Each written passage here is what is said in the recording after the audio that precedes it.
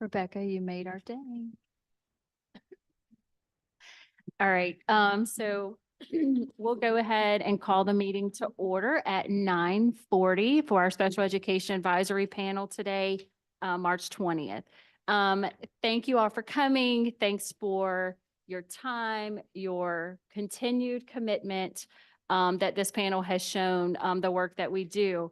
And just in light of that, as you all know, March is Developmental Disabilities Awareness Month, where we really get to talk about the awareness and the importance of inclusion for all students with disabilities, and really specifically students with developmental disabilities. And certainly the work of this panel is really paramount to that, specifically around those students who are in our schools and the work that you all help us do here at the department to make sure that our students have inclusive opportunities and get the best teaching and learning and supports and services that they need in our schools. So I appreciate you all and just wanted to open you all up this morning with a welcome.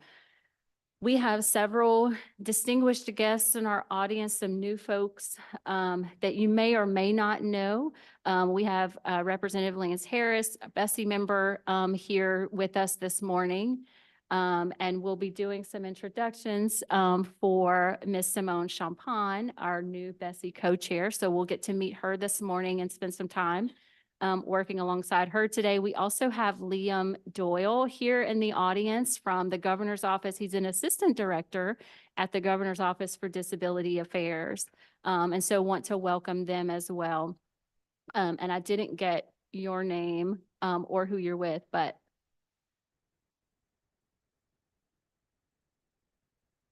got you. Okay. Then there's also LDOE staff that many of you may know, and I think some of you have met. Thank you.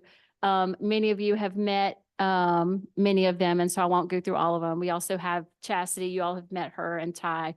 So we have multiple LDOE staff, our team members here as well to support this morning. So let's go ahead. First of all, we will do our roll call. Marilee Andrews. Rebecca Beard. Dr. Gerlinda Beckers has a proxy, Stephanie Carmona.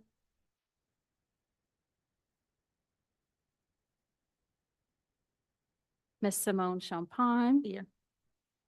Dr. Jeffrey Chenier. Tamara Crane. Nicole Flores. Christy Gonzalez. Christy Guidry. Dr. Shayla Hilaire is also stuck in traffic. We may have some individuals coming from the New Orleans area that is stuck, but she's on her way. Christine Hargrave. Mike Hill, not present. Dejanay Clark Jackson. Latrice LaCour.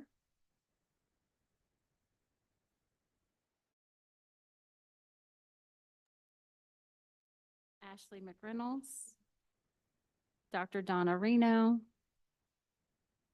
Catherine Shea. Kelly Taylor White.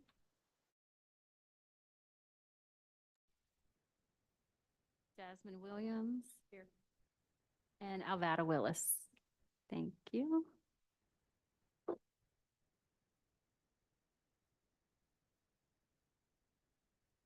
And we do have a quorum today, so we will proceed with our meeting.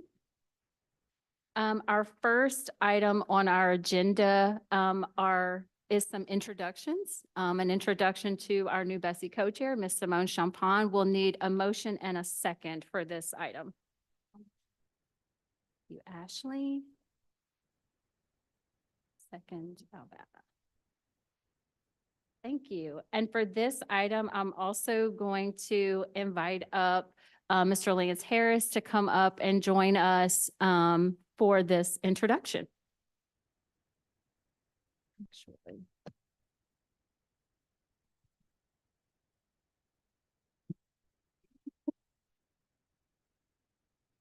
Good morning. Morning.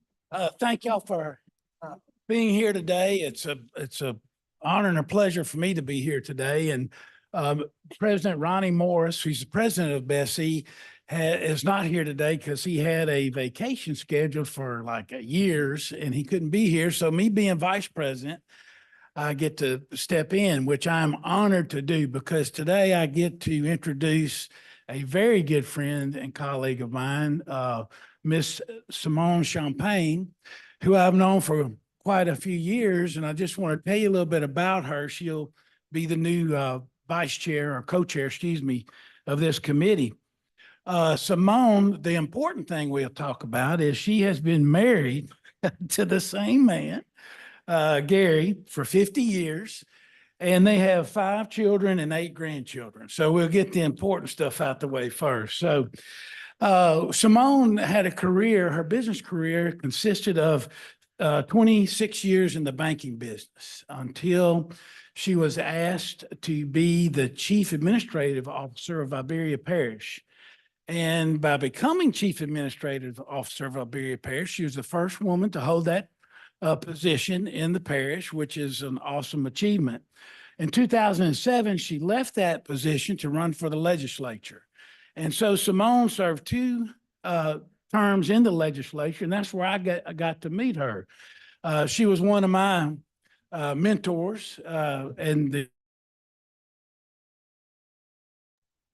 my bacon many times in the Republican delegation meetings, and I appreciate her and her efforts in the legislature. When she was there, she did several things. She was the vice chair of appropriations. She served on natural resources, on education, and joint budget, and also on something very important to this department in Louisiana, the MFP task force, which she serves on now as a member of Bessie.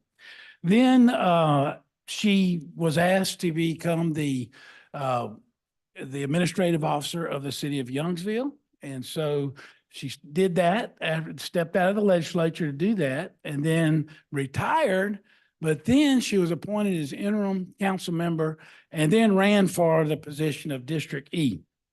And a little bit about Simone. She's done a lot of board work in the community, a lot of coaching.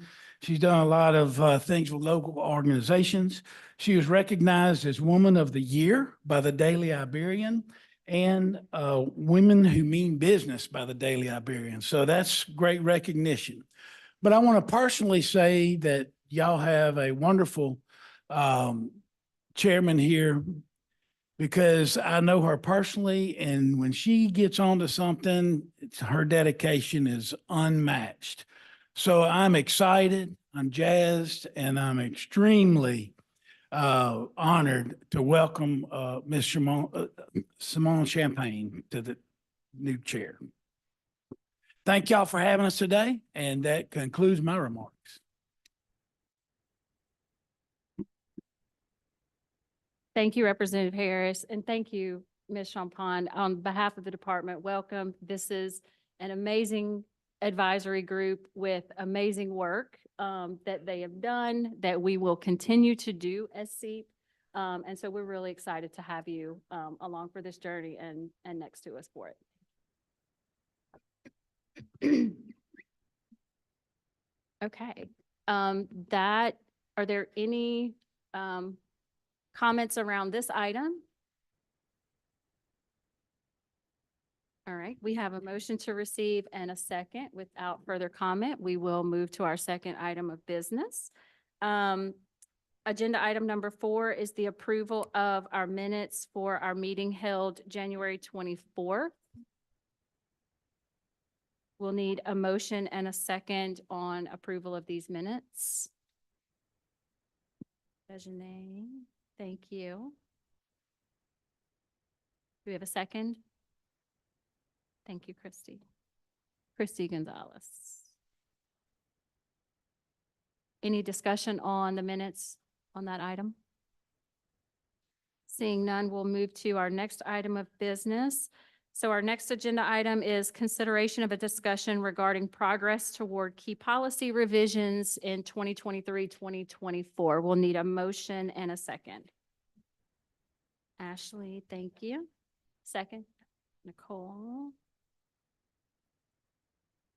Thank you. And so I'll take this particular item lead.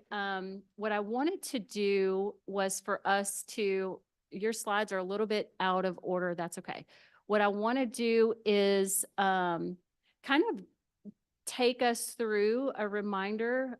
We have done some really great policy work in special education this year with the help of this group.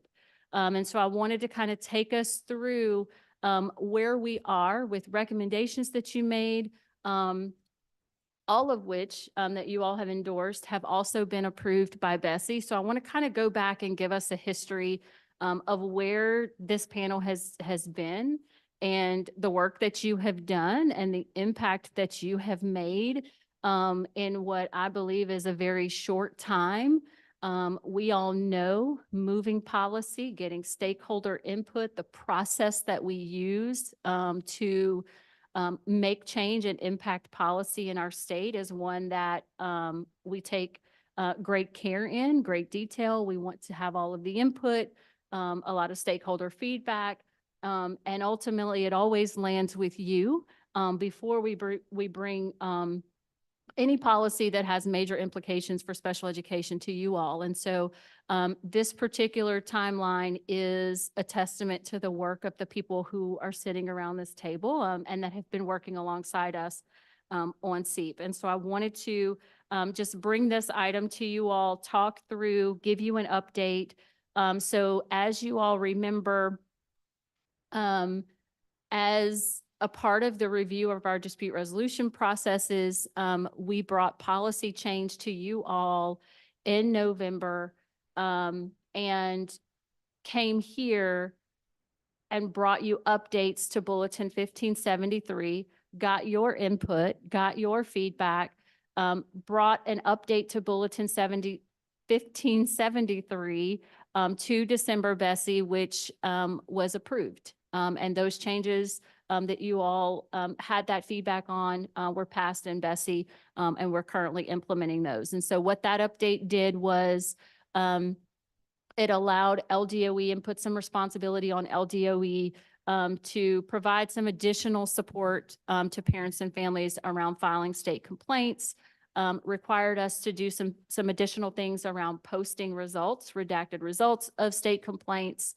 and being able to use results of those complaints around monitoring and enforcement efforts and improvement efforts in our LEAs. And so that particular update was passed in December at Bessie.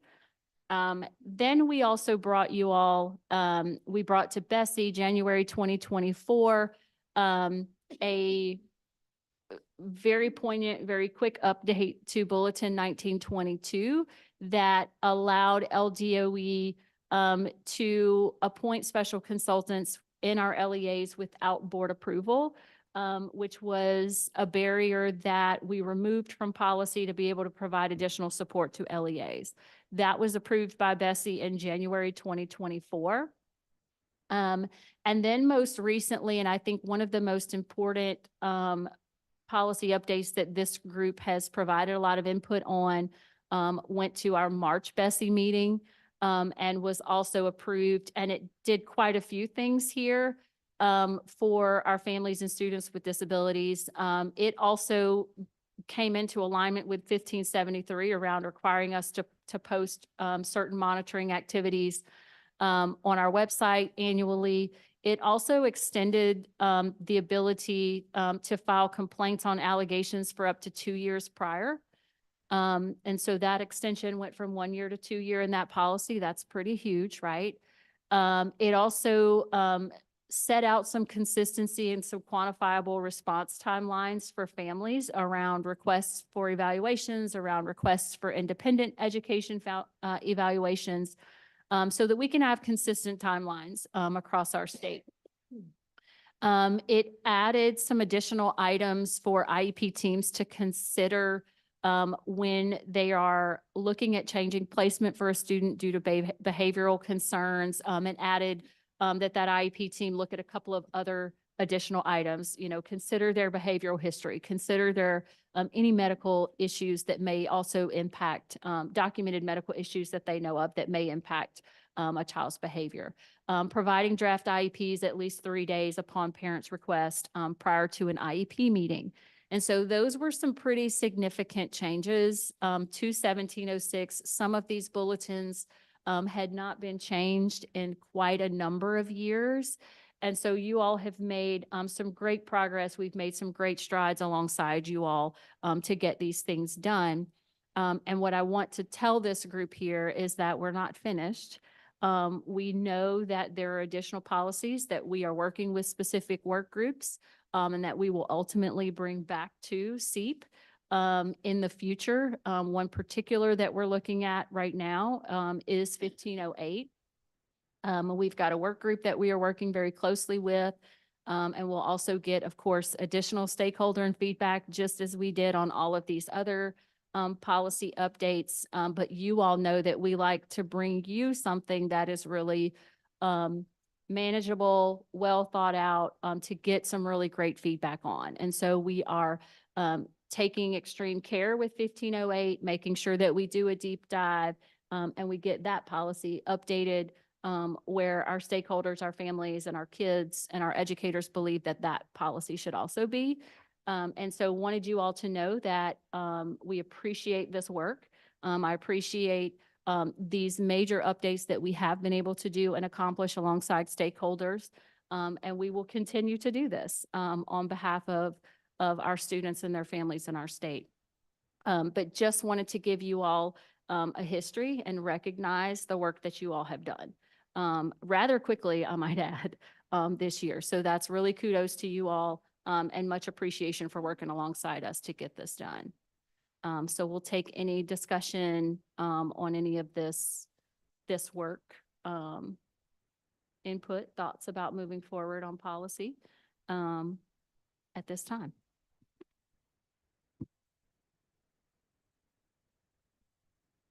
I would like to make a comment, if I could. Catherine Shea.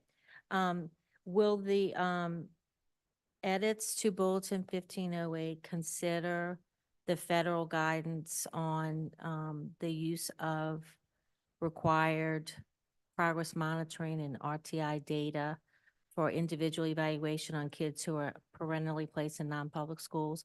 We have some public school districts that recognize that and others that do not. So, which tells me that we have public school districts interpreting the bulletin differently. I'll definitely bring that to that group, Catherine. I appreciate it. This is exactly the part of the process that they're in right now, is working with pupil appraisal staff and experts from across our state, advisors, to get some language.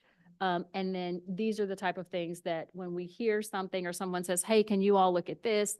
This is exactly the kind of feedback that you all tell us now is exactly what we'll relay to that 1508 work group that we have. Thank you. Absolutely.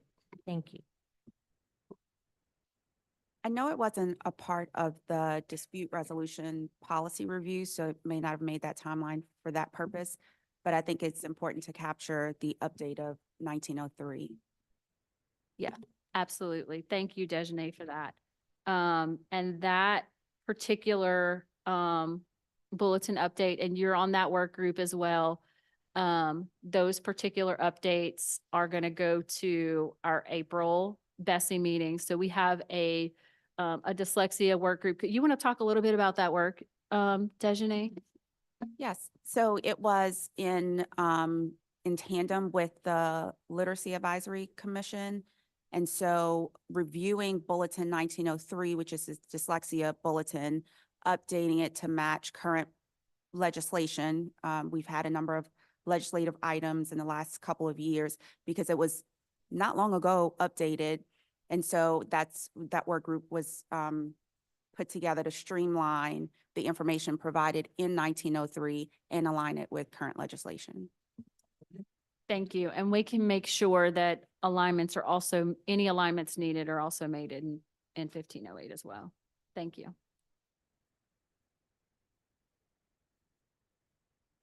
And Meredith, can you comments, Rob? talk a little bit about, I know you have a summer, fall timeline, a little bit more about the engagement that the work group will kind of have throughout that time period? Absolutely. They are meeting monthly at least, and really taking a deep dive into 1508 because it has been some time since that type of deep dive into 1508. And so Shayla, we would also work with, so we kind of go through, our typical process is we may use work groups that have a lot of that expertise. For example, here, a lot of people appraisal expertise in looking at 1508, looking at those processes, looking at eligibility. What does that look like? Do we need any updates? Then we would also expand that input to include parents, to include other stakeholders. Ultimately, by the time we get to you all, either in the summer or the fall, there will have been an array of stakeholder engagement, including our special education directors. So they always know, you all always know that I'll bring things to them in our collaboratives so that nothing is a surprise to them. And I'm getting their feedback as well. And then ultimately it would come here, probably no sooner than the summer or fall. Is really what I'm willing to commit to there because we want to do a great job. I don't think there's any rush per se. Want us to do a really great job at this. So this is really one of the last updates that we need to do to 1508 unless there's legislation, unless there's some other reason we need to change it. But to really get it to a place where it's representative of what we feel like it should be in our state. And so you all will kind of get a final look. But I have no doubt that many of you, some of you may also have looks before that with these other different work groups, but we will always also bring it to this group, Shayla, no sooner than the summer. So either our June meeting or our September meeting. The work groups, Meredith, how are the work groups compiled? And I know that work has already started. Yeah. So we, for this particular update, we're also working with, we have advisory groups around a lot of different pupil appraisal pieces. And so sometimes this particular bulletin, the 1508 work group, if we say that, that group is also comprised and made up of some of those individuals that we're working with as well. So OT, PT, speech. So we have some of those related service folks also represented here. Ed diagnosticians, pupil appraisal, folks that we're pulling in from school districts. I don't think we're turning anybody away from that work group. So if there's anybody that we really feel like, hey, we need to add or we need to get input, and literally anytime someone stops or talks about 1508, I'm saying, hey, work group, here's what I got. Or if someone sends us and says, hey, these are some things that that I'd like to see or I'd like to see considered with 1508, or will you guys look at it? That's given to our work group. And so there's no limit on whatever information you all give us. We're going to make sure it goes through the work group, be considered, be looked at. That way, by the time it gets here to SEAP, we've had a lot of input, and then we get that additional layer from you all as well. So we'll make sure that we go through very similar policy process and development as we do for here. Good questions. Take a pause, and it may not be the appropriate setting, but can we take a moment to sort of discuss the future of SEAP and its members and the direction of, the continuation of this work in absence of the council members? Yeah, so one of the things you all will also see within your materials, you all have also received an application. So Bessie made a motion to revisit all of our LDOE advisory groups, committees, and take a revisit to those memberships. That is what we're doing here with SEAP as well. The process will be the same.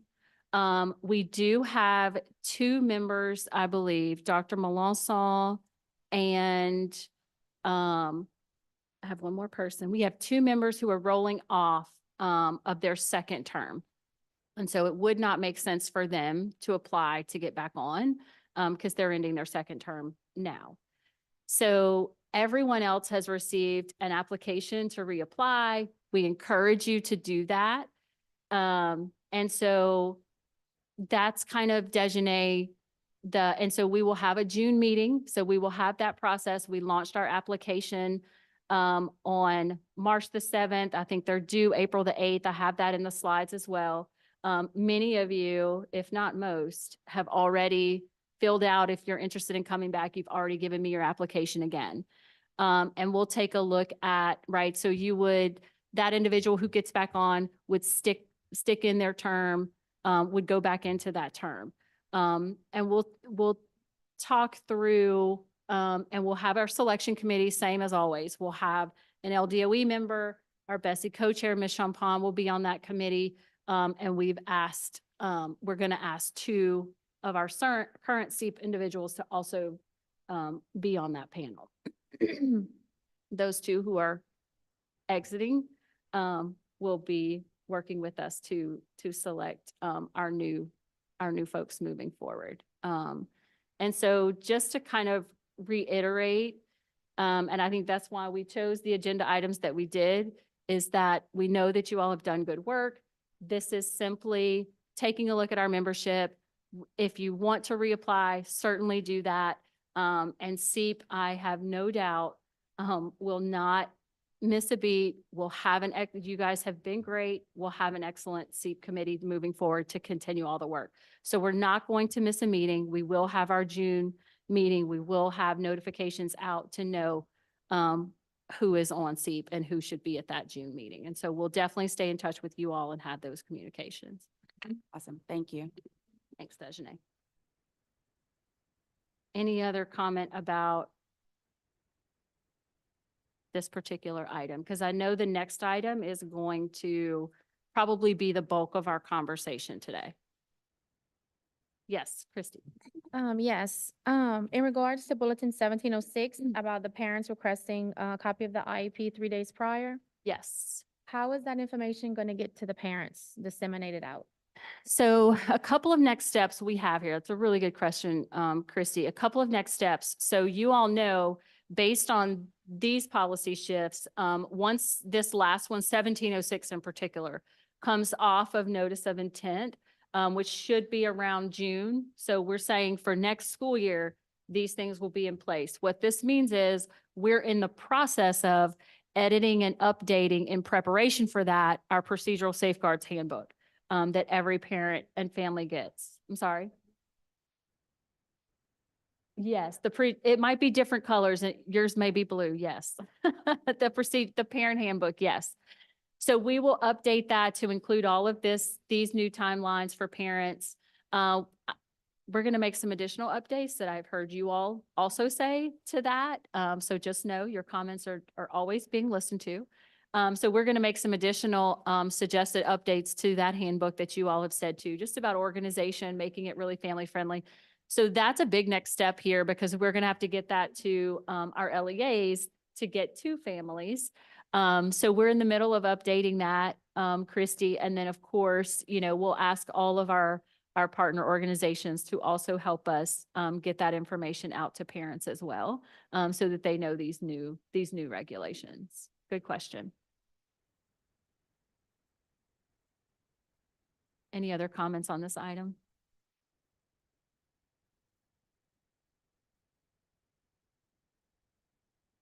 All right. Seeing none, we have a motion. We have a second. Any opposition? Seeing and hearing none, we will move to our next item of business, which is a consideration of a discussion regarding the 2024 regular legislative session.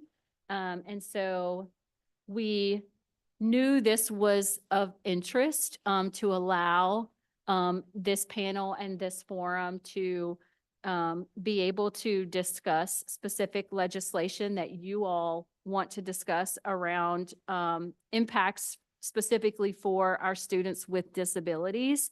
So one, so what I did here, and so we're essentially gonna create a forum for you all to have these discussions among yourselves. I will abstain from this conversation. I will provide you information. I'll show you the bills that that we know will have impact to our students with disabilities, and then I'll give you all that forum to have a discussion. We may have some other state agencies here who are represented who may or may not want to participate in this discussion as well around legislation. But we wanted to give you all this opportunity. Also know that typically what we are doing, what we're doing as LDOE is in June or even September possibly, once bills are or are not maybe considered, once we have final legislation passed, what I typically do is bring to SEAP, here are the things that we will have to address, right? Let me get a motion. We need a motion for this item and a second. Thank you, Nikki. I Motion. move. Thank you, Desjanae. Y'all know y'all have to keep me on track. Thanks, Christy. And Christy. We have two Christies too. I have to keep myself. Okay, great. All right, back to this item. So what I will do in the future typically is once legislation is passed, I will come to you all and say, here are the things we must address now, right? And policy we have to generate in alignment. But I want to, what I'm going to do is take these bills that are here.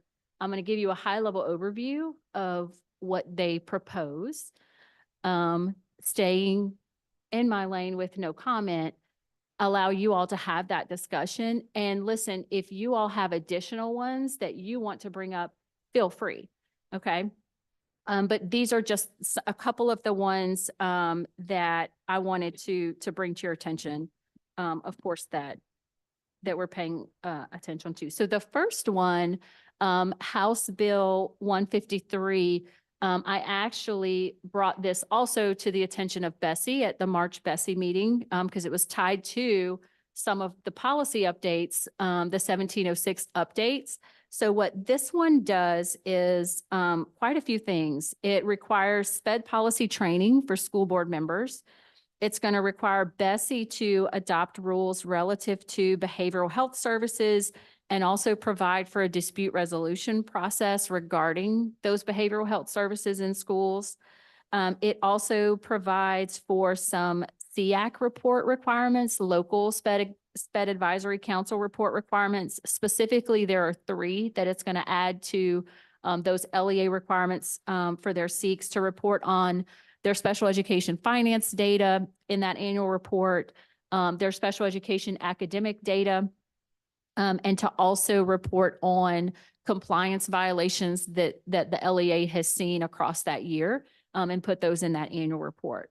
It also, this particular bill extends the prescriptive period for special education due process to 2 years. It's currently at 1. It also is going to ask Bessie to put into policy early resolution processes. It also provides that early resolution agreements be enforceable in court. And it also provides for SPED cameras to be installed. It puts a timeline within 90 days of that approved parent request for a SPED camera. So it's quite a few things that that House Bill 153 does. Why don't I go through all and then you guys can discuss them one by one if you want.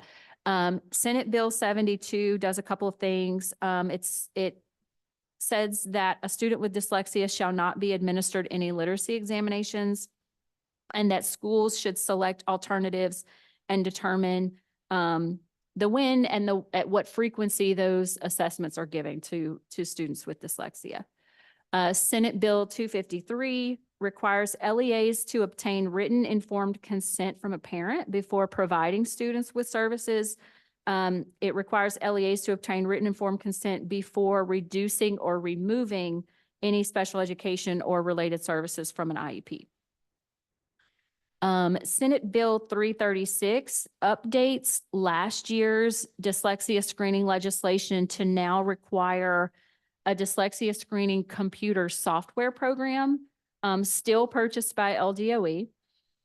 If that screening indicates that the student is at risk for dyslexia, the parent or guardian may consent to additional testing, not based on a single test score, and it has to include a couple of different things, a phonemic test, a test of their language, real words, pseudo words. It lists a couple of different things. Academic, it has to include an academic performance review and an interview with a parent or guardian.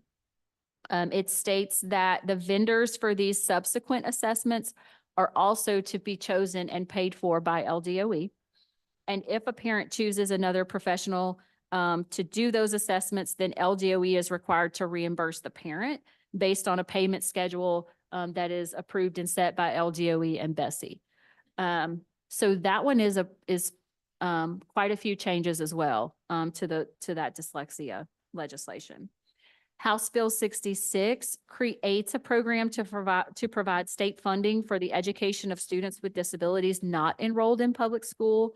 And it also adds a lot of detail about those accounts, LDOE's responsibility to monitor those accounts, that kind of thing. And then House Bill 362 has each LEA adopting policy requiring schools to provide written information regarding continuing or permanent tutorship to parents. LDOE has to develop that guidance and provide that to the LEAs, and then LEAs provide that to each child with an IEP who is 15, 16, or 17 at that annual IEP meeting. And we have to provide a way for parents to confirm that they have received that document annually at 15, 16, or 17. So with that, again, this is not an exhaustive list, and you all are certainly feel free to discuss or bring up any additional legislative items that you want to kind of talk with your colleagues and with the panel about. And so with that, we will open it up to panel discussion. And Ms. Champagne, I don't know if you want to say any words about just the process. Well, thank you. And thank you for being here today and being so involved. You know, we talk about legislation, we talk about policies. I believe that compassion drives a lot of this. And so I want to compliment all of you and thank you all for being here and offering your support and your guidance in these areas. When it comes to the legislative side, I think everyone here will be excited to know, I see former Representative Lance Harris here. There are actually 4 former legislators on BESI. That has never happened before. So we understand the process that, you know, the legislators go through. I'm going to encourage you to stay involved just like we will. We do get a printout of everything that affects education on BESI that we look at and ask questions on. So we want y'all to know that we are very heavily involved and understand the process. The process, however, is even though a bill is introduced in the legislature, it may never be heard in committee. The House normally has a policy that they hear all bills introduced, Senate not so much. But I encourage you to follow those bills because the way it's introduced, even if it's passed at the end of the day, may not look the same as what it was introduced as. So you will also see where Representative Harris and Hollis and Senator Claytor and I have all made a commitment to stay heavily engaged in legislation in this process. We have a very good working relationship. I don't think that has ever been done before with BESI as well as the legislature. So we will stay heavily involved in legislative process.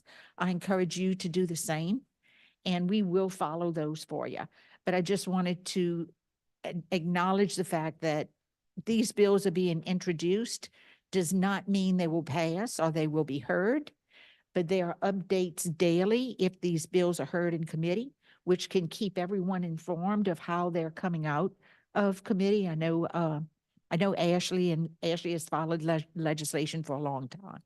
So, but they may change in that way. So we're going to track it, but we would also like your input on helping us track it and see what you see coming out of it. But, just because it goes in may mean it may never come out. Or if it does, it may not come out the same as introduced. So we're going to follow those very closely, for you and with you. And, hope y'all give us that input as we move along. Even though session's in, we may not meet again until June. We are open. You can email us, call us, and let us know what your thoughts are on that legislation. But I encourage you also to follow, the legislation as well as go to the Capitol. And if you have a true feeling or, comment about any particular, don't hold back from emailing or calling your, senator or your representative. That's what they're there for. So call them, let them know your feelings as well as us for sure.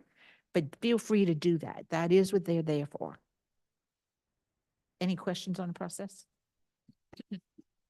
Jess, Less of a process question, more of a House Bill 708 question, because that one's on agenda for tomorrow, which removes the requirement that charters meet a certain threshold for children with exceptionality. So that's another one I think that we should definitely discuss at the table. Since it's not on the, it's not up there. thank but- you, Jasmine, for adding.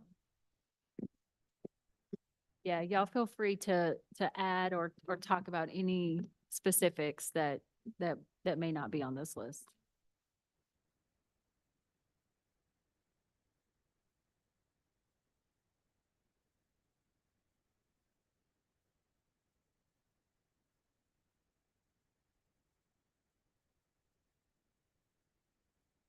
Do y'all want to kind of go one by one? Jasmine, we could start with 708, and if there's any, you guys want to discuss or voice particular thoughts about each one, y'all feel free. Any other comments on 708? Ashley has something and then I'll. Go ahead, jump Ashley. in. Okay. I worked with Senator Clater on this original legislation. This process started back in 2012.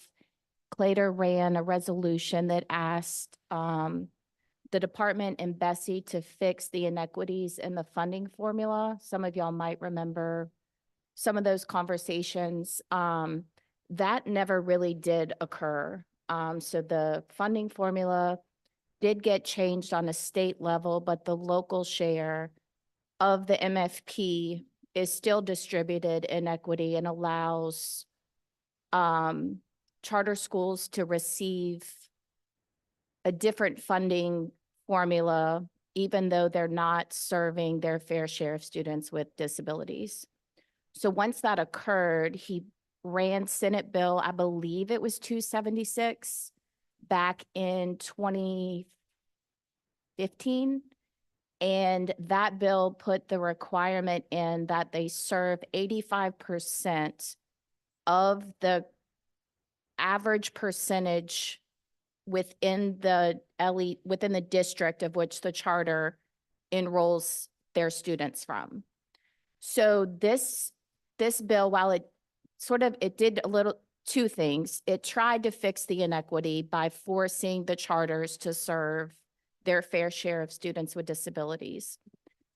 Representative Freiberg ran this bill last year. We met with her a couple of times. Some other groups met. And I believe she either pulled it.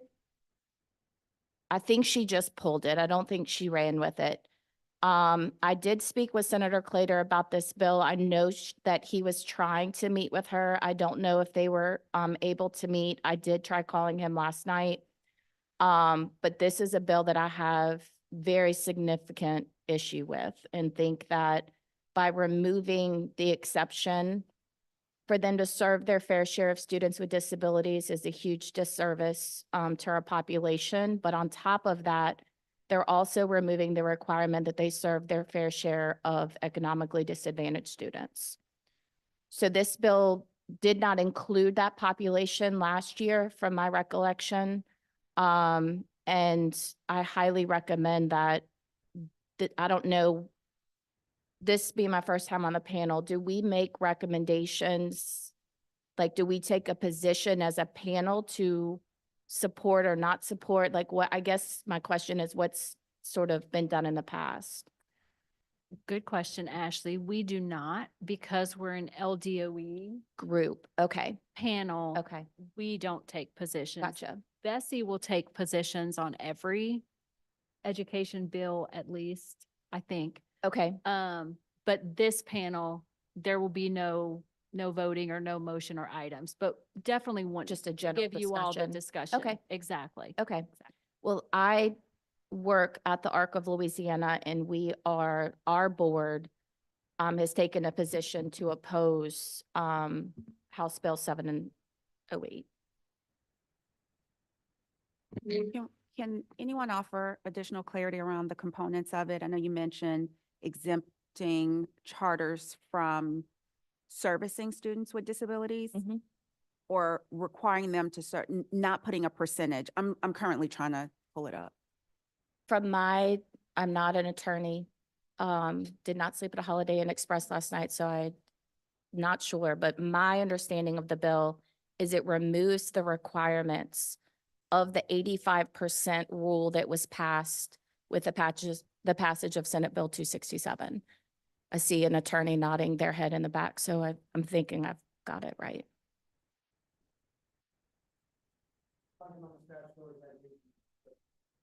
It was weird for a bill. It scratches that subpart, but it only mentions it at the end. So yeah. I'm sorry, you want.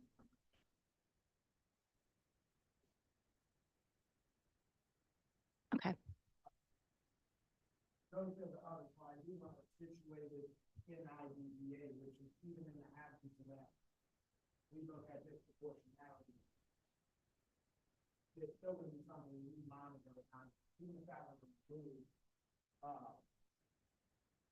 That's a judgment that part off on how often the best in the world. I don't think it'll change how we interact with these projects because very high likelihood if you're not serving 85% of the amount of business serving your community, you're gonna pop on one of them.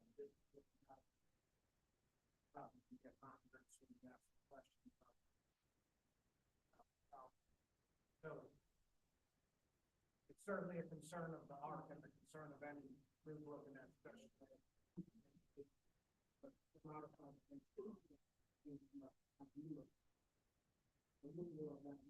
addition to that law, did change disproportionality as we implement under us. Thanks, Ashley. Anything else around 708?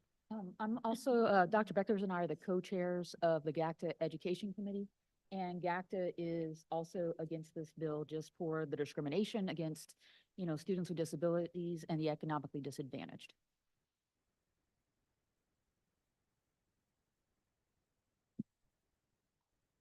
Any additional on this one? I don't, oh, okay, it's one, just making sure. I'm Stephanie Carmona. I work for the Louisiana Developmental Disabilities Council, and we are also against.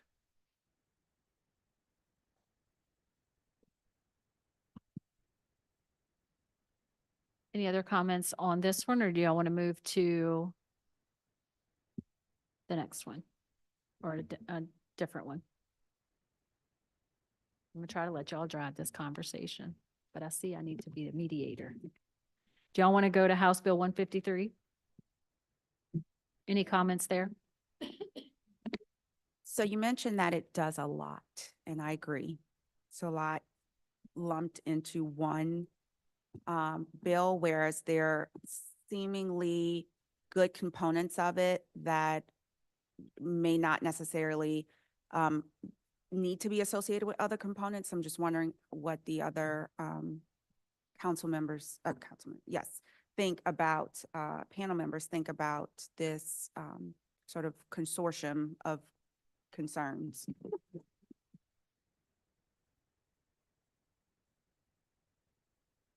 I will say, wow, why is this such noisy? I don't know. I will say that I do appreciate the spirit in that it wants to assure that everyone is properly trained. So I appreciate that, just that awareness building component of it.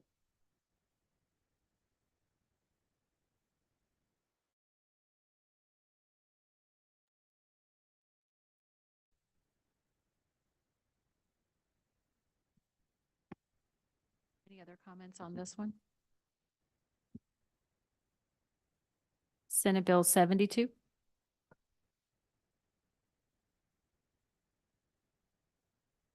Sure, I'll jump into this one. Oh, that's- So, lots of concerns with this. One of the overarching things is that what implications is this going to have on other disability groups? Because to my knowledge, right now, we don't have any absolute exemptions for assessments. We have alternative assessments that are set by the department. And to put this on LEAs to exempt and then locate or identify an alternative screener that is not normed across, and equitable across all districts is problematic. It also notes that it's from exempting them from certain examinations, but in the description talks about any. So obviously this is my area, and this is me personally speaking, not as a representative of my agency and organization, but we are looking to support some changes around this because it is definitely problematic and goes against the literacy screener that was put in place by the Literacy Commission, with the work from that group. And so just sort of does all this. And there's no parent with dyslexia that I know that I deal with on a daily basis that will say, I do not want my child assessed. It's what we do with those assessments that matter most, and not just, closing our eyes and plugging our ears to where our kids actually are. Have y'all met? It's Presley, Senator Presley's bringing this one. Have y'all met with him about the amendments? Okay. Does he appear open to? I've received an update. Okay. I didn't watch. Okay. I have a question. It says students with dyslexia, since agencies can only screen and not actually say that the student has dyslexia, that's a problem in itself. So just. Right, I'll add my concern. I echo the same concern. So who determines what dyslexia is? So we have children who have dyslexia, and then we have kids with such significant dyslexia that it impacts all areas of their achievement, and they perform at a completely different level, whereas other ones can compensate. So if that language is not clarified, then I think it's ripe for misinterpretation. I'll give you an example. My son, he's in resource. He was screened with this dyslexia screening, he has ADHD and he's other health impaired. He's on the potential failure list, but scores mastery on LEAP tests. So it's not that he cannot do the work. It's cumbersome to him. It takes him a lot longer to do the classwork, but since the testing is very short, it's in a couple of days, he's fine with that.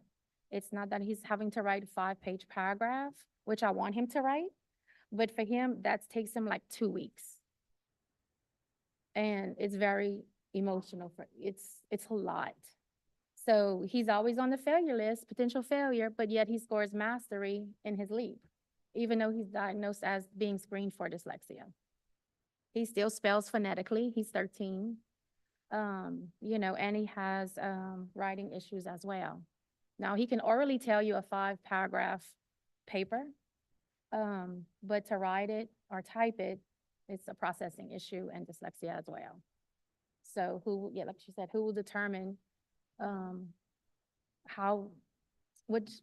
is it just a minor form of dyslexia, or because with his, it impacts all areas. So. That's a good point to bring up, Chrissy, is the diagnosis of or students with. So that's not clear, but it's also not clear in a number of other pieces that we have, current and proposed. But you brought up an excellent point that I forgot to note as the underlying issues that by setting this precedent, we're saying that our kids with dyslexia cannot achieve. Right. And we can, they can, and this eliminates access to seeing, to having the same access as their non-disabled peers. So that's And as a mom, Sure. I would never say to exempt them from that. I'd want to see how well he performs. Not, oh, he didn't do well, he's not gonna go on the next grade. No, that's a little bit different. But to use that information to help him with, remediation or different things like that, to help him with certain accommodations, that's where I would use that information to assist him in his next level of, academic concerns. But as a parent, I would never say no to any examinations. It sounds like to me that you cannot separate the instructional piece from the testing piece. And so when we write bills and they're considered before the legislature, we're always considering test. And so that makes perfect sense to me. You can do well on a standardized test, but you can't get through the classwork. And the teacher's like, I don't see how he's passing the test because he can't get through his work. So it's just like when families want to say a child is having trouble because he has ADHD. Oh, that's not the whole story. We don't really know what that looks like. We don't know what else is influencing that student. And so to take a singular diagnosis and make major decisions, I think is not responsible. And I want to add to that, as a teacher, what I've seen is both ways. I've seen it to where the academic part is so overwhelming because of the demands that are put on the teachers with the curriculum, the rigor, and everything that they're having to do, that academically, yes, the grades are failing, but they're passing the LEAP test. They tend to do better on multiple choice than those handwritten type of assessments. Every now and then I'll see the reverse, but the majority as a teacher that I have seen has been the academic work just becomes so overwhelming. And the amount of time that they have to complete that is very limited because there's not a lot of opportunity for reteach, especially once you get to middle school and high school. Those opportunities definitely diminish a lot because you don't have the small groups like you do in elementary. So I totally agree with y'all. That is what I've seen in 15 years across the board is academics in the classroom are suffering, but LEAP, you look and you go, they pass. Then when you ask for an evaluation, and I've done this personally with my child in middle school, they said, oh, well, she's passing with C's and D's and she's made basic on the LEAP. There's no need to assess her. And that is what is happening continuously. And my child is 24 now, but it continues to happen that they're looking at, oh, well, they're passing the class. Oh, they've passed this. But that just still doesn't negate the fact that there's still a disability there. And when my daughter was 18, we figured out that she's deaf and hard of hearing, and she has a learning disability and a personality disability. So the school system wouldn't listen to me because she passed the test. That's why that 1508 process is going to be so important to dive into. All right. Any other comments on Senate Bill 72, or y'all want to move to 253? All right, let's move to Senate Bill 253. I have one All right. question, if anyone has knowledge of this. Is there any current legislation that that opposes this, that says that the assessments can be done in absence of parental consent? I read it and I was like, well, it doesn't that already exist? But maybe I'm missing something.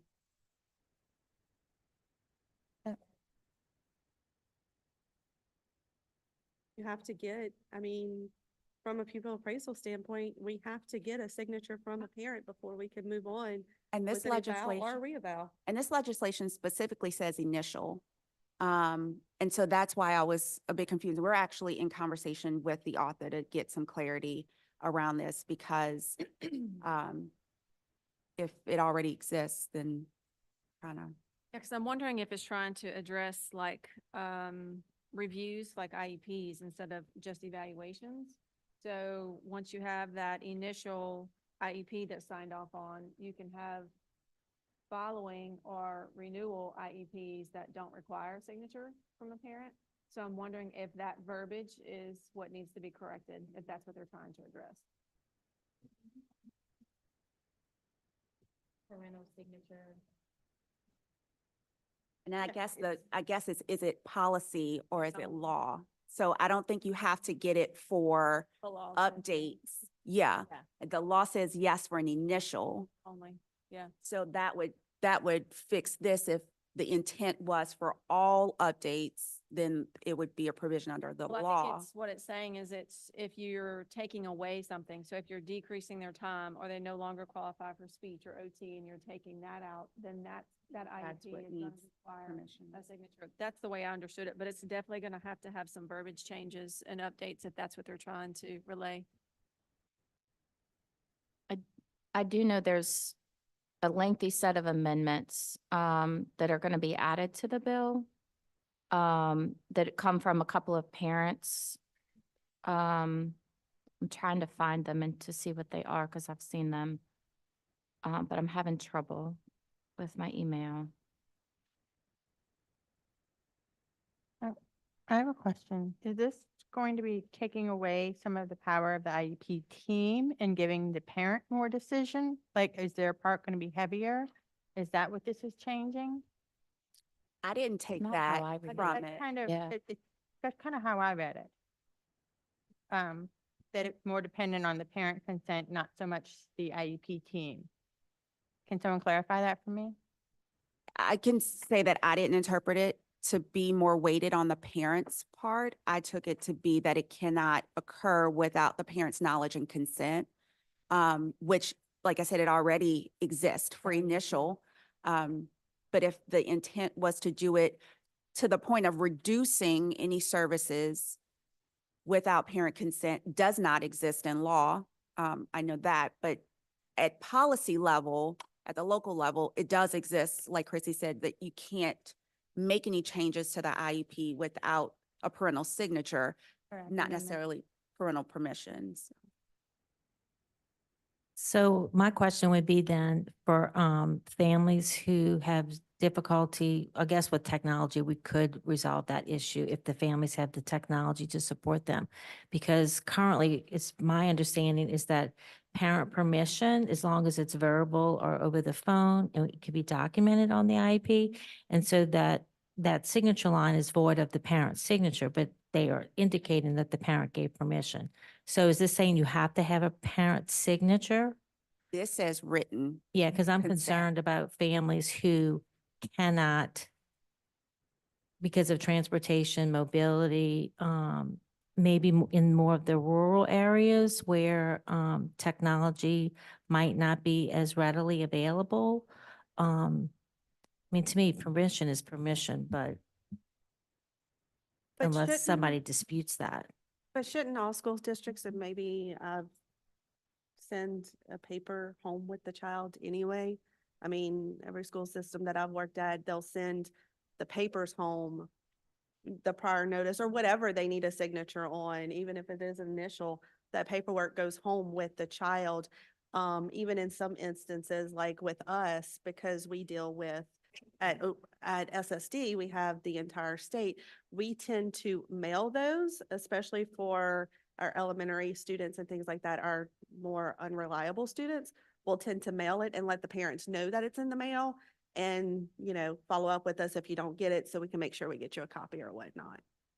But then you have the issue of people who are, have no shelter or regular homes. They move around a lot, so they don't get the mail.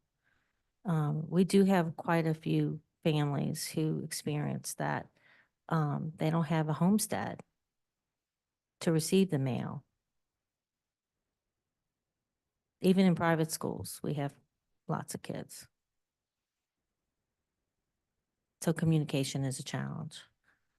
So what would be the benefit of having the signature over just a oral communication? I actually don't think the legislation says signature, it just says written consent. So that could be an email, that can be Okay, a gotcha. signature Okay. on the. Okay, I see. I think once they get to the policy level, they will define what written, Okay. what's included in that written. Thank you, that makes sense. The other thing would be if they're gonna make a change or like remove a related service, for example, speech, 9 times out of 10, well, most of the time, if not 100% of the time, it's because they no longer qualify. So how would a parent be able to refuse that removal if they no longer qualify? So that right there kind of makes some things muddy too. So that would be something to consider. As it does say before the change can be implemented, so that's really concerning as well. So then that might launch a new process for dispute. Like it just, yeah. It could cause more conflict between families and schools than seem. Particularly as a speech pathologist myself, particularly for students who fail to make progress over a period of years. And I'm not saying that it's because it's the student's fault. It could be very well that the quality or the level of services available to that student are insufficient or not, they're just insufficient.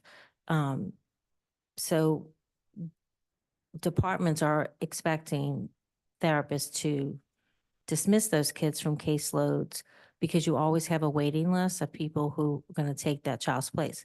So, and it's a very difficult decision to make when you have a child who's nonverbal and you say to the family, he no longer qualifies, and the parent says, I don't understand. He cannot speak. How does he no longer qualify? But the way the bulletin is written states that the bulletin is written in such a way to minimize the number of those kids that we're requiring service, that we provide services to.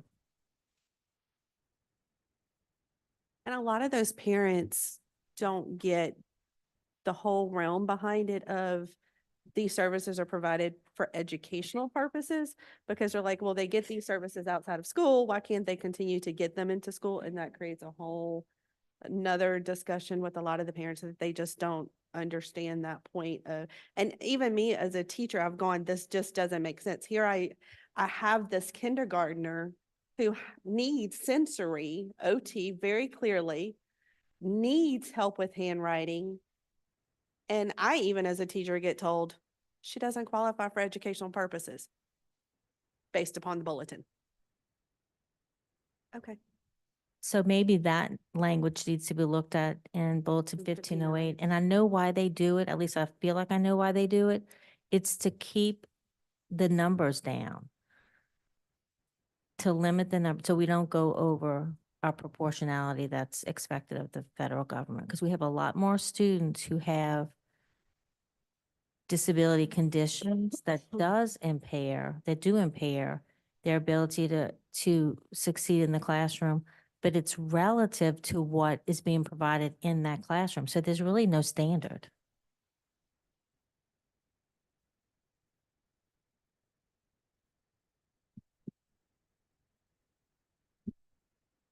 Okay, any other comments on 253? If not, we'll move to 336.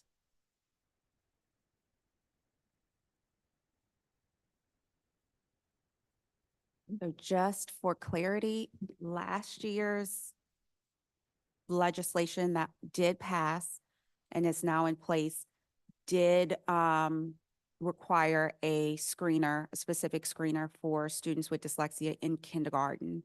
So that's already in place. There are, again, more concerns on the implication that this has for assessments.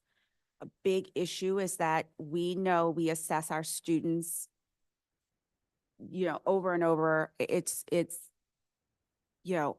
heartbreaking the number of times that we do assessments, obviously for good purposes, but this will add another layer to the multiple assessments for the littles that require, particularly, so not that it requires an assessment of dyslexia, but that it then requires additional assessments. My question is, how is this any different from or relative to 1508 process? Because any student that requires additional assessment would then go through SBLC to may perhaps go through 1508.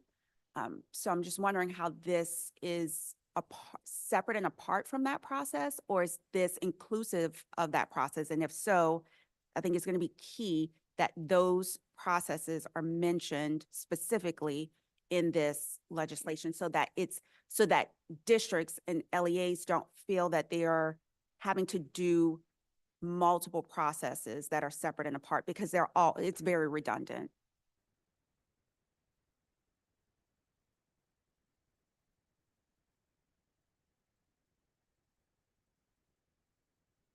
And reimbursement for assessments exists in IEE. So if we're only reimbursing one set of assessment for one type of assessment, again, we're setting a precedent for other types of assessments that parents are getting outside of the schools. Are y'all working with him on this one as well? Okay. Also, in regards to the dyslexia, the apps that they have to help the children, talk to text, have to be done independently out of the classroom because it picks up all the background noise, and the teachers and the resource teachers do not have time to pull them individually to do the testing. There's not enough time for him to get out of the classroom to do the testing because he'll miss everything else that's going on in the classroom. So we're having to look for other avenues without having to increase his minutes, because he really doesn't increase the minutes. We just need the accommodation, and to find it, that's the problem we're having. You know, so we don't know how to go about that. So that's one of the issues that could help the children, but not pull them even more out of the classroom, potentially reducing the academic minutes. Is this to take the place of the kindergarten screener that's happening this year, or is this above and beyond? Would this be a second form of testing for kindergarten? The additional testing would be above and beyond. This is in addition to, because this is not the K-2 accountability screener. This is in addition to, but 1903 already gives provisions for all students K-3 to be screened annually for dyslexia. And it exists in 1903 and gives the specificities of what those assessments should look like. And it's not what's written here. So what if they are, the teachers after grade 3 have some issues with the child and realize, yes, he is dyslexic or has some dyslexic tendencies, that they need to be screened in 5th grade? Because not everything shows up at a younger age. They're able to compensate a lot. And I know with my son, he was able to compensate, and when he got to middle school, because they have so much more time to accommodate in elementary, when they got to middle school, that's where it showed where they don't have the extra minutes, and it's starting to, it started to snowball, and it started to be more prevalent, and that kind of thing. Yeah, per the law, they can still screen. We must screen for kindergarten. So they can still screen as there's a need in other grade levels, or as that need arises. Absolutely. The mandate is in K-3. So what about the disconnect between 1508 and 1903? So as a representative of private schools and also a former public school employee, I've seen both sides, but the issues are the same. So you have kids who may have been in public school and had an evaluation that came out no exceptionality, but with a description saying that they recommend that they go get tested for dyslexia because the school, they cannot identify a kid as being dyslexic. My thought is, it's a learning disability. It is impairing their learning. It's a type of a reading disability. So why couldn't they qualify under reading disability if in fact it's really impairing?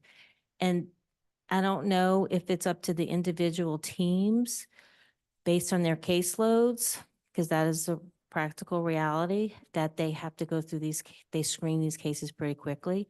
But when parents call and say, I would like my child to be tested, not for a disability, but because the teacher says he might have dyslexia, they say, we don't do that. The 1508 teams. So, which I don't understand that, because it's like they're treating it as a disability, but not really.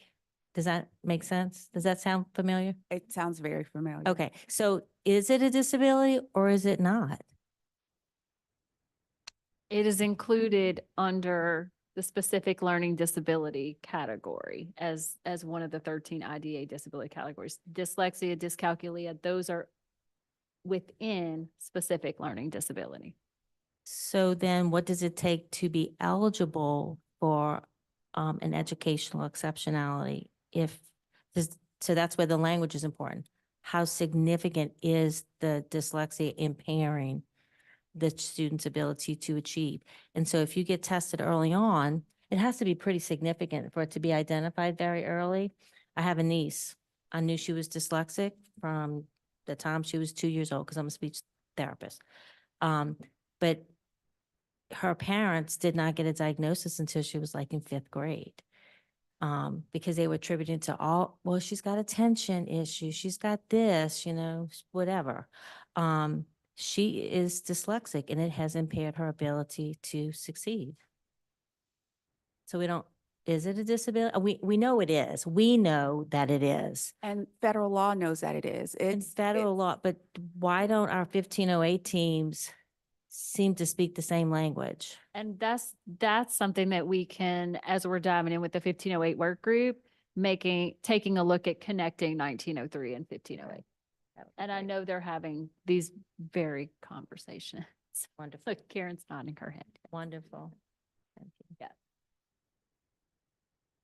As a teacher, I just want to kind of piggyback on that this is kind of eye-opening too, just to be on this side of it as well as like in the classroom, and not, because I've been at so many districts where they've told us, you may not tell the parent that you suspect something like dyslexia because then the district has to pay for it. So to hear that these things will be paid for and so forth is nice, but I just feel like that will need to be sort of that language, and although should be streamlined. If a teacher has a concern about the dyslexia, I feel like it should be brought forward,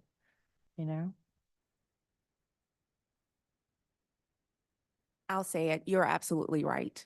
That it's not, no teacher in no district across any state should be precluded from bringing any concerns to a parent. Ms. Mayor, We have a I'm sorry. requirement to identify. They do have, I think there's, on LDOE website, I did apply for, teachers being certified as a dyslexia trainer. So I did apply for that. So they are moving, they are moving toward that, but if all pupil appraisal were, certified in that, we'd have more, everything would be, a little bit better. But, because I know they're doing, I think so many positions throughout the state.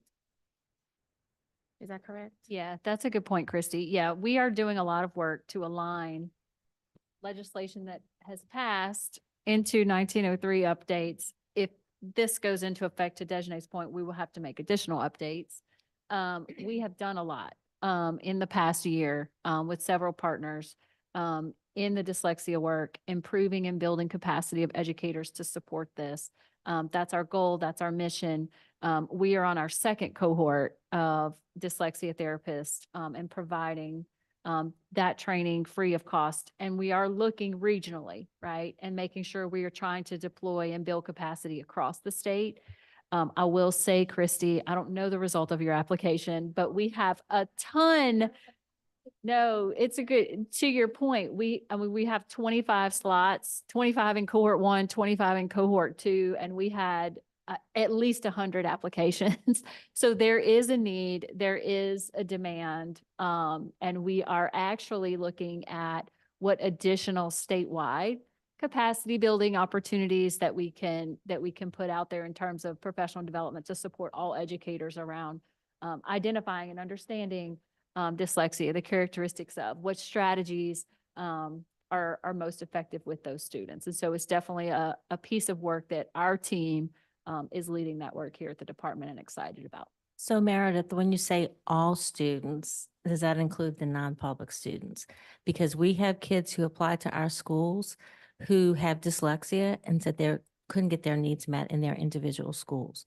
And then we don't have the capacity because we don't have certified dyslexia therapists, although we do have several schools who are because of the individual interest, they're taking it upon personally to pay for their own training, which is going very well, but it is very expensive. Yeah. And so there is a crossover, but like, so our kids will become your kids or your kids become our kids. And so, you know, the State Department of Education is for all kids. Yeah. And so, and I know that legislation often includes the public school language and excludes non-public without even thinking about it. Because when you talk to legislators, they say, oh, no, it's for any teacher or any student. And like, no, that's not what the law says. So I mean, I don't know what the ins and outs of that would be because I know there are legal implications for about where the money comes from and that sort of thing. So that's just something I wanted to ask. Yeah. And I think appreciate it's- that. I always appreciate your perspective and like Thank you. what about? Yeah. That is so important because we do have several therapists that work in the archdiocese system too. So I think the important thing is that building awareness across the state about how we identify, remediate, address dyslexia in our schools, no matter the school, but looking at it from the approach of what does law say and then what are our policies and then what does that guidance lead to. But as a dyslexia therapist, one of 2 educational therapists in the state, I appreciate creating more space for those from educators in our state who are just hungry for that knowledge and want to be certified, and just giving them space to do that. So I appreciate the department of putting dyslexia in that priority list. Because right now we have, I also serve as secretary of ALTO, which is the professional organization for dyslexia therapists. And so in our state, I think we have about 50 therapists licensed both at the therapist level and the practitioner level. And that's grown in the last 3 years. We only had about 17 or 18 3 or 4 years ago. So it's a growing profession across the state. Now it's up to us to push those LEAs to provide space for them to do their jobs in those schools, because using your dyslexia therapist as a general, literacy interventionist is not the best use. So that's the next step. Thanks, Dejanae. So I'm gonna move us a little bit. So we have 2 left. We have House Bill 66. Any comments there or discussion from our panel? To Catherine's point earlier, I think any ESA that's put forth, it's about providing accountability on that, the receiving schools in. Because if a parent has made the decision to leave that school system, especially for our students with disabilities who are our most vulnerable population, then their expectation is they're now going to be serviced appropriately in that new setting. And so just making sure that there's a system on that receiving end that says, yes, this student is receiving, and having better opportunities on that side is really important. But we have to, service our students where we're best needs are. Any other comments there? That was my concern too, is that most of the private schools, if they're not having to provide the accommodations, if they take them out of school and put them in a different school, if the state funding's going to these certain schools that might not have any monitoring or accountability, and it would be a disservice to our students with disabilities.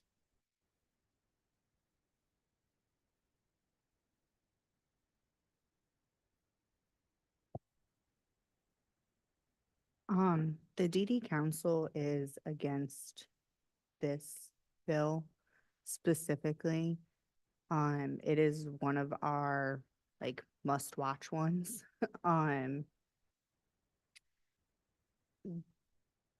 They are not gonna, or the stance of the council is that this is not gonna promote a inclusive education setting. Most private education don't require to provide accommodations, kind of like Nicole just said, they're not required to. So state funding is going to go to these programs to serve students with disabilities where there's little or no monitoring for those and no accountability. I would just add, I just had a conversation this morning because this is also a national conversation, because our families are having to waive their rights, their IEP rights under the IDA, if they are enrolling. And then there is, again, no accountability. So I just have a lot of questions, more questions than answers, about the intent behind this. Also, it says that these students are already enrolled. And so just have concerns about that if they are parentally placed, in a private school. At what point are we then making decisions to make them public school students? And then are we going to also make sure that they receive the services and supports that they're entitled to? That's exactly what I was about to speak to is if a child is in a public school setting and receiving certain supports, let's say that child has a paraprofessional and that child goes to a private school setting, is the state going to provide funding for that child to maintain their level of support? Does the money follow the person in that instance?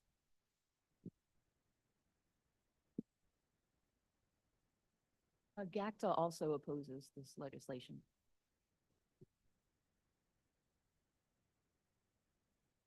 But Ashley. So just a couple things about all of the ESA bills that are coming out. Just to echo what's already been said, but just also the ADA is also excluded, like private churches.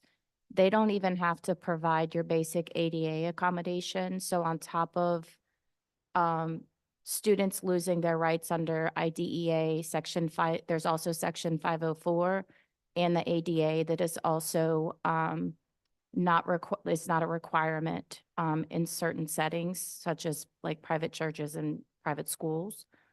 So the Arc of Louisiana, GACTA, DD Council, all of your big disability, advocacy groups are in opposition to all of the ESA bills.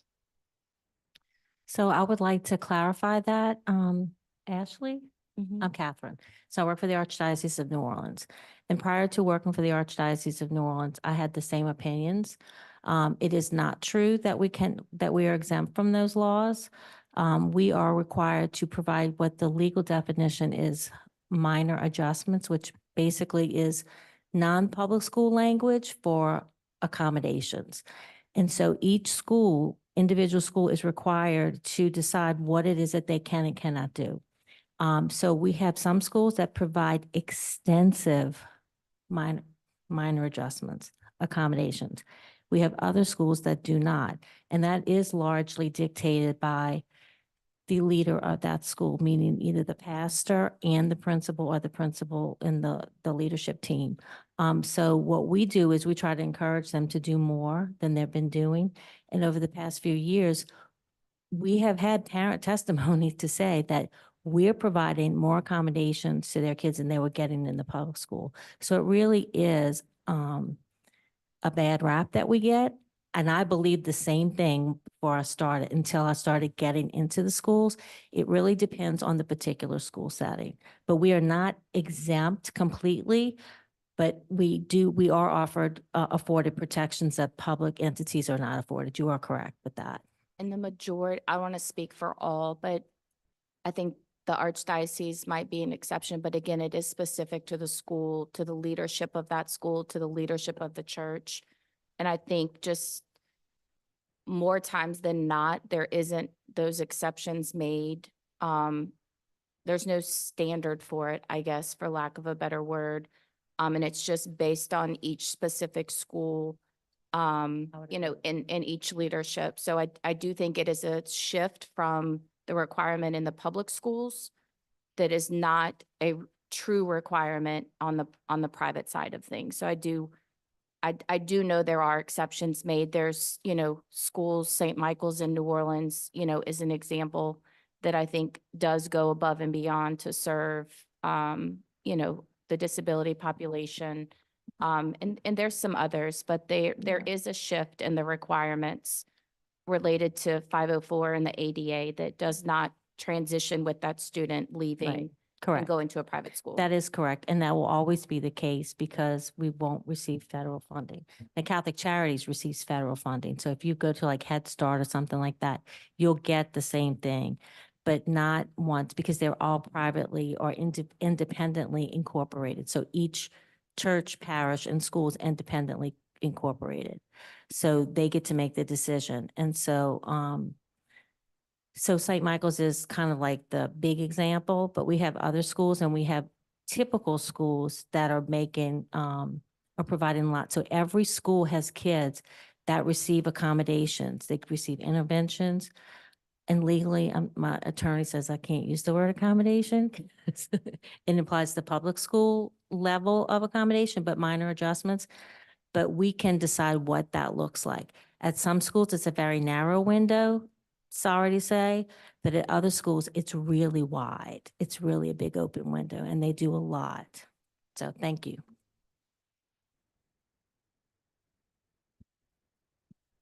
All right. And last but not least, House Bill 362. Any comment here? And then we'll open it up. If there are any others you all want to use this forum to discuss, you're certainly welcome to. Go ahead, Ashley. So for 362, we are going to be working with him on some amendments that the age for this starts at 14. And that we also include all legal options that are available, not just, tutorship, continuing tutorship. We want families to be notified of all legal options from the least restrictive to, you know, a full interdiction. We are even going to talk with him because right now I think it says the department needs to develop this guidance to be provided to the LEAs. We're going to offer to provide support to the department on the development of this with providing, you know, information around, you know, all of the legal options that are available to families. So we're hopeful that he will support, you know, our recommendations, but just to provide information on one legal option for families, we think is a big disservice.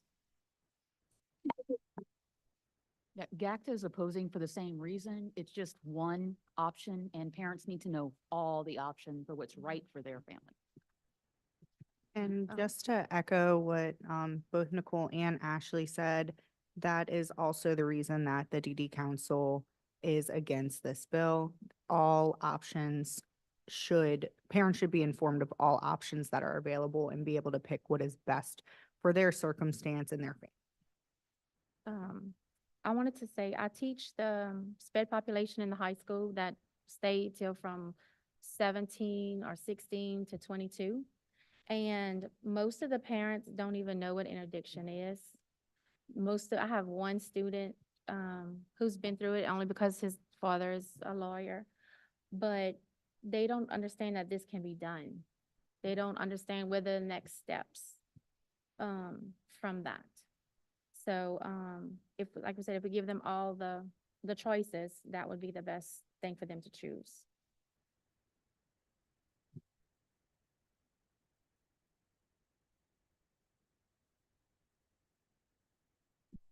I also have a question, I'm sorry, because I'm looking at the bill right now, and I know it was something that Meredith mentioned earlier. Oh, never mind, I'm sorry, I just came across it a little bit further down. Any other comment on this one or any other bills that you all want to engage in discussion about?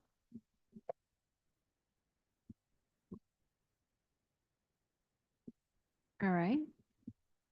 Seeing none, do we have any public comment on this item?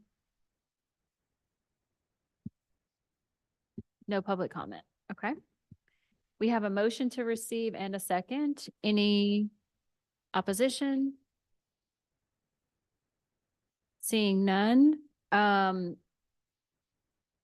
you all. I know this was an important item for you all to have that forum. So I'm happy to be able to give that opportunity for you all to have that discussion.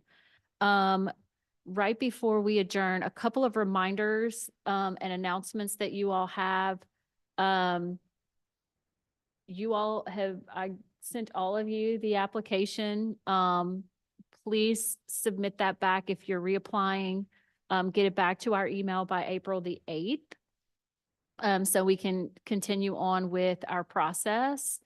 Additionally, I sent this out to you all, I believe. We've sent it to a couple of other stakeholder groups. You all gave us input last time on our IDA draft application. We have that posted. We have our public comment period up for the next month. So feel free, go review that draft. And we have a public comment portal open as well. And we'll be sharing this with all stakeholders as well. And I would ask that you all help us share this and get this information out there so we can get additional input on our draft. Go ahead, Ashley. Were there any formal recommendations made? I know that at some point, like a quorum was lost. I think it occurred during this. So did y'all just take like the general information and discussion, or was there? Did, Okay. and that's exactly what we incorporated in there. And so you'll see things reflected. We talked a lot here about behavior training.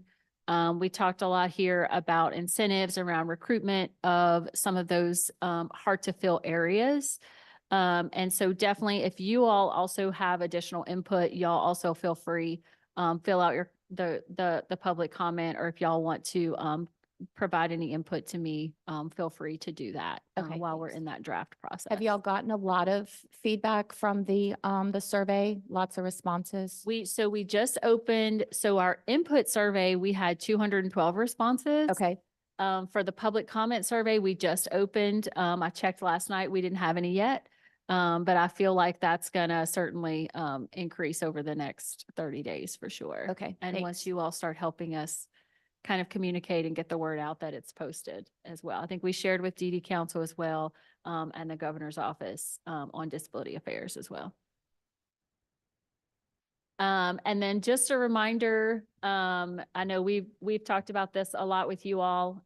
We are deep into preparations for our upcoming Teacher Leader Summit, really geared towards leading the next level. And for us, what does the next level of support and building capacity around improving outcomes for students with disabilities look like in our state?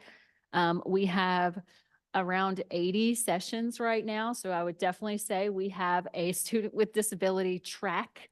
If we want to build out a track for that for Teacher Leader Summit. And so we're very excited. We've increased our capacity this year. And so I look forward. I know all of our special ed directors will be there. We have sessions around pupil appraisal for Pupil Appraisal Summit.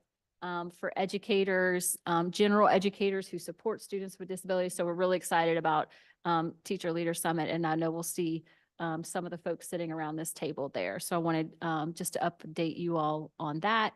Our next meeting date, once we have our new panel in place, and then we will talk with that new panel about additional meeting dates.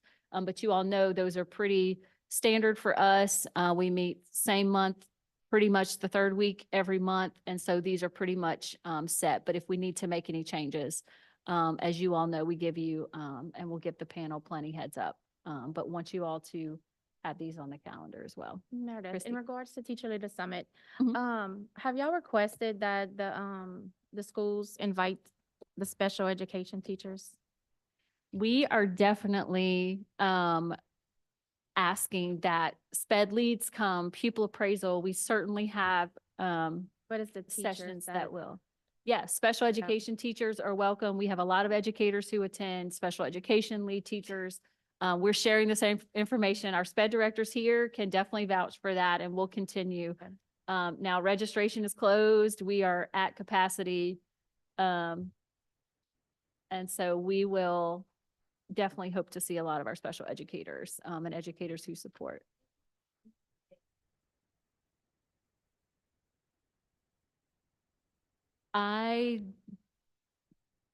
Dr. Chasson joined us. I don't know that the schedule has been released yet. No, because we're still reviewing, we're still making final sessions, about 2 weeks or so. Thank you, Dr. Chasson. Yes, yes. Thank you all so much. And we will adjourn at 11:20.